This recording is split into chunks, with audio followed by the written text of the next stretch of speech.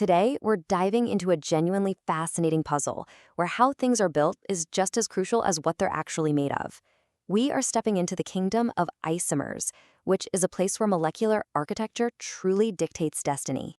Imagine for a second that you're an architect. You're handed a specific set of building blocks, and you have to decide, do I build a random pile or a highly structured tower? Well, in chemistry, those building blocks are atomic letters, like C, H, O, and H.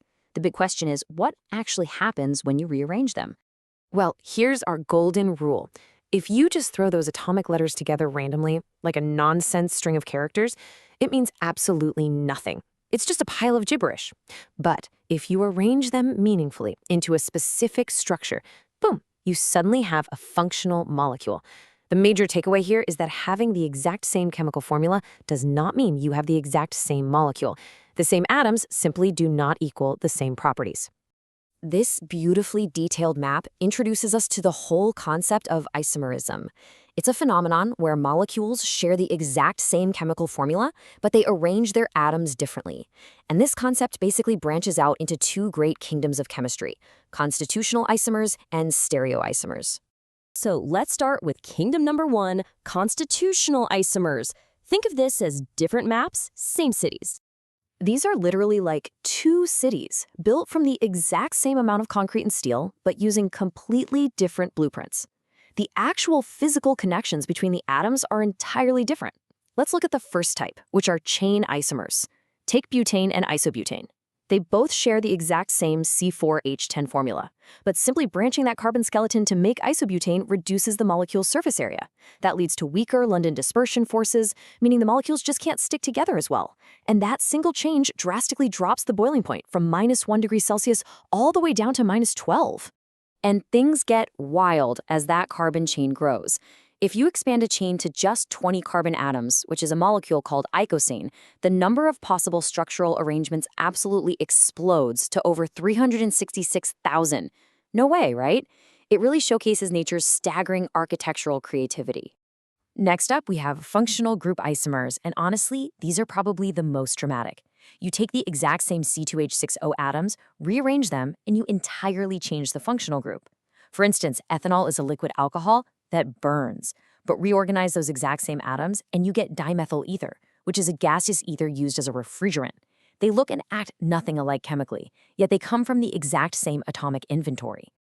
Moving right along to kingdom number two, stereoisomers. Welcome to the 3D universe. To really navigate this space, we kind of have to stop thinking of molecules as flat 2D textbook drawings. We need to understand chirality, which revolves around a stereocenter. That's a carbon atom bonded to four entirely different groups.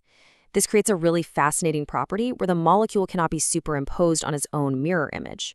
It's actually the exact same geometric property that makes your left and right hands distinct from one another. When a molecule has a stereocenter, it creates what we call enantiomers. These are those non-superimposable mirror images, like L-Alanine and D-Alanine, for example. Now, these enantiomers share identical physical properties, like their melting point and solubility, but they behave like a mirror world. They actually rotate plane polarized light in completely opposite directions. And chirality isn't just an academic concept, it is a high-stakes historical reality. Just look at the Thalidomide tragedy. Prescribed back in the 1950s for morning sickness, the R enantiomer provided actual therapeutic relief. But its mirror image, the S enantiomer, caused severe fetal limb defects. And the worst part? You couldn't just give patients the safe version because pure doses undergo a natural process called in vivo racemization. That means they automatically convert back into a 50-50 mix once inside the body. It just goes to show that an enzyme's active site might heal you with one mirror image, but cause tragic devastation with the other. Now, as these molecules grow more complex and get multiple chiral centers, they can form diastereomers. Unlike our left and right hands, diastereomers are not mirror images of each other. Because of this, they actually possess completely different physical traits, stuff like different melting points and solubilities, which makes them really easily separable in a lab setting, unlike enantiomers. All right, section 3, conformational isomers, or, as I like to think of it, molecules in motion. You see, we have to consider that molecules are actually constantly moving. They shift into temporary shapes, which we call conformers. Take ethane as it twists and rotates.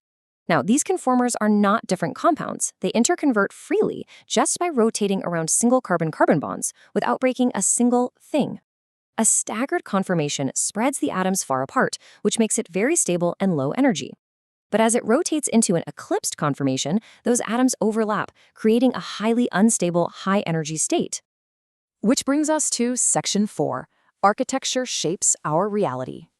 Okay, let's zoom out to the macro level. How do these microscopic rules of architecture shape the biology of the world around us?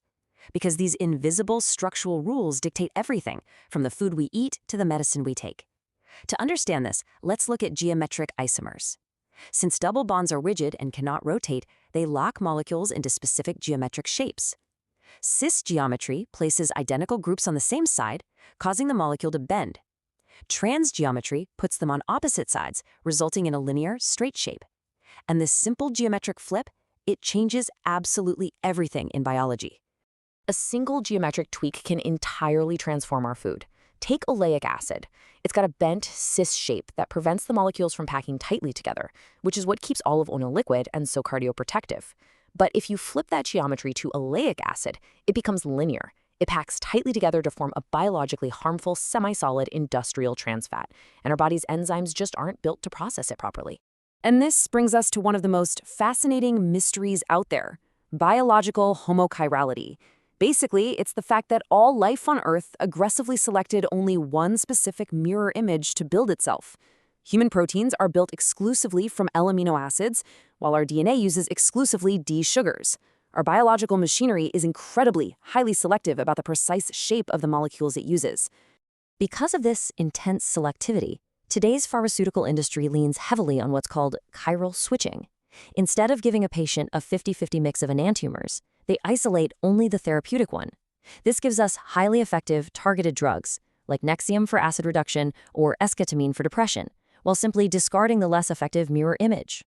Think about this. The very act of you watching this explainer right now is being powered by a geometric cis-to-trans isomerization happening literally inside your retina. Human vision is triggered when a single photon of light strikes a protein called rhodopsin. That photon provides just enough energy to snap the bent 11-cis retinal molecule straight into a linear all-trans retinal shape. And this tiny shape-shifting retinal flip triggers a nerve impulse to your brain in less than 200 femtoseconds.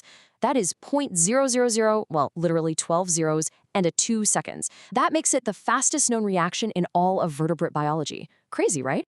So, looking back at our master blueprint, it's abundantly clear that elements like carbon, hydrogen, and oxygen are merely the alphabet of life. Isomerism is the structural grammar that spells the profound difference between a medicine and a poison, between a healthy oil and a solid fat, and even between sight and blindness. The ultimate takeaway is perfectly captured by this idea right here. The universe isn't defined just by what things are made of. It is defined by how those pieces are arranged. In chemistry and in life, the arrangement of atoms in space is not a mere detail. It is everything. Architecture truly is destiny. I really hope this architectural journey has sparked your curiosity to look a little deeper at the materials in your everyday life. Next time you look at the physical world around you, I want you to wonder how its invisible blueprints actively shape our reality.